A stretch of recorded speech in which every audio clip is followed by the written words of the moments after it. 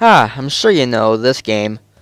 Donkey Kong 64 is a really fun game, developed by Rare, who sadly no longer works for Nintendo. Which sucks because that game and their other ones are awesome, and we'll probably never get to experience games like those again. But thank God we have this. Now, DK64 is fun and all, but what about its development stages? Well, that's what I'm going to explain today. That's kinda why you're watching this. Originally, like a lot of other N64 games, Donkey Kong 64 was going to start out on the 64 DD under a few different names of Donkey Kong World, Ultra Donkey Kong, and Donkey Kong Universe, but for obvious reasons, being that the N64 DD failed, it was decided that the game would be on a cartridge. A yellow one at that. The game was shown at E3 1999, showcasing some of the Kong's famous moves, and since you could play as 5 Kongs, people were astonished and couldn't wait to play the whole game when it was released. Some really obvious details were different from the final game. First, it didn't use melons, rather it had pies, or pieces of them. There was the silver balloon, which would for some reason give you a life when you got it. But there are no lives in DK64, so it was scrapped. I don't actually know why they got rid of it, as it would make the game more challenging, but they probably figured the game was already hard enough for kids, so they wouldn't make it overwhelming when little Johnny comes home from school and plays it. When the Kong gets a golden banana in the final game, it shows a list of all the Kongs who got golden bananas, but in the beta, it only shows how many bananas that Kong has. Now what about the shower in DK's house with a picture of Banjo and Kazooie on it? I really had no idea what the use of the shower would be. Maybe it had something to do with the health, or one of the Kongs would take a shower and go to bed, but that got removed. One really odd but kinda cool thing is that DK and Diddy were supposed to have real guns. No, wait, stop right there. Real guns in the Donkey Kong game? I don't think so. That wouldn't have been like, appropriate for kids. As you can see right there. Yeah. Well, let's continue the video, shall we?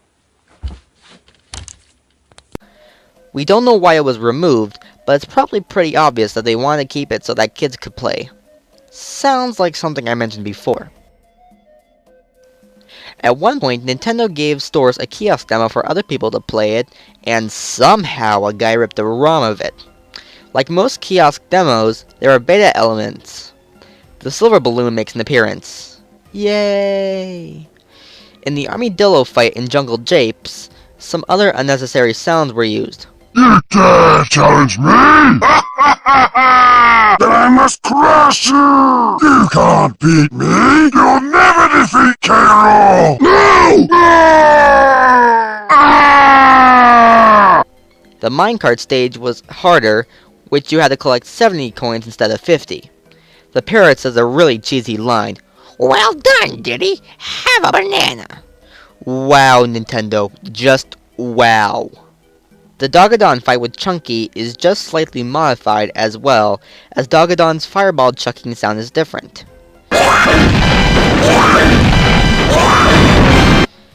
Oh yeah, I almost forgot to mention that in the title screen, instead of DKTV, it's just a plain background. Not that interesting, but still kinda cool, most likely because they didn't want people to see Jungle Japes, or it was still being worked on. There are unused rooms in the demo. All of them have the Armadillo room design, just with different objects. There is one place with torches, the bees, which are known as zingers, and the mermaid. The next one has some monkey advice things, which resemble that of the E3 demo level select. The last room has you being chased by Rareware logos. Okay, why? Just why? Well, if you survive, you get a golden banana, which is way out of reach. Some unused models make an appearance in the demo. There is this thing, which is apparently a Kremling, a metal fish, an armadillo, obviously used for Jungle Japes, or something to do with Armadillo, a vulture, a whatever this is, like some kind of a multicolored crab, a boxing glove, and a Jack-in-the-Box, which, if you ask me, looks just like the early Mad Jack boss. There is a test room in the final game, and can be accessed without cheating. When you get all of Snide's blueprints, go to the bonus menu, then hold down B and press A fast. If you did it right, you go to the test room. There's just one problem. You can't escape.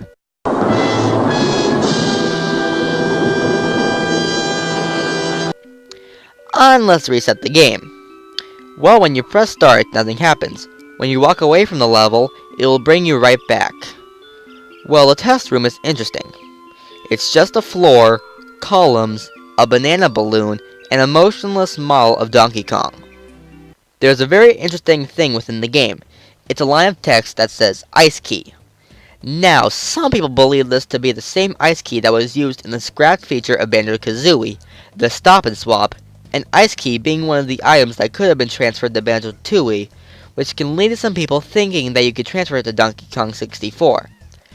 I personally think otherwise, that it might have been something to do with how there were the keys that you have to collect for K. Lumsy, and how there would be different types of keys to collect instead of just the one golden key. The ice key could have been used for Crystal Caves, as that is the only ice level that comes to mind in Donkey Kong 64.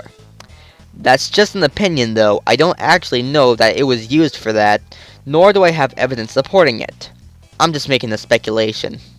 Aside from all the interesting things, the only thing left to say is that there are some unused textures. I know it's nothing special, but that's all there is. Well, that's pretty much the beta of Donkey Kong 64. It would be cool to own the E3 demo, or to have some unused features present in the final game, as that is what it's like for every beta with me. But hey, at least we have what we have. So, this has been Donkey Kong 64 Beta Explained.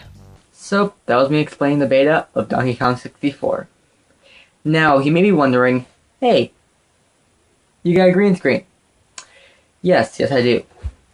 I would try to break this out sooner, but this is like the only time I can get it up now. So, yeah. Anyways, thanks for watching, and please like, comment, and subscribe. And if you have to ask me anything, you can contact me at theofficialglitchdoctor@gmail.com. And like I said, thanks for watching, and I'll see you next time.